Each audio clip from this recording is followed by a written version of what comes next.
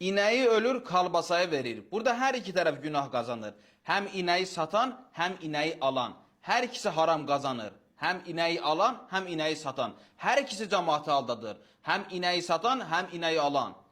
Sən necə öz ailə və halal ruzu aparmaq istəyirsən bundan? Cemaati aldadaraq.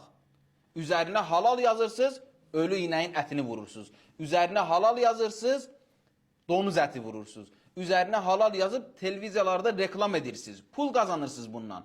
Amma cəmaət elə bilir ki, sağlam bir heyvanı kəsirsiniz. Şəriətin əsasında kəsirsiniz. İslami qayda ilə kəsirsiniz. Sən özün razı olarsan ki, ölü bir heyvanın ətindən yesən. Niyə cəmaata bunu satırsan?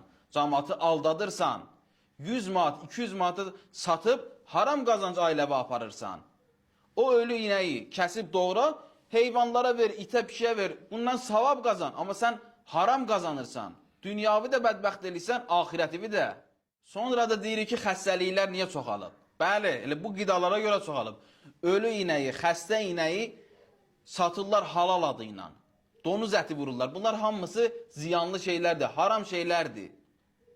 O şəxslər ki, bu işi görür, 2 il, 1 il, 5 aydan sonra Allah Teala onların öz canına xəstəlik düçar edir. Onu bir xəstəliyə mübtəla edir.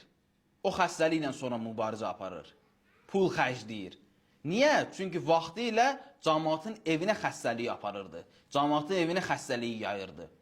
Yadda saxlayaq, haramda xeyir-bərəkət yoxdur.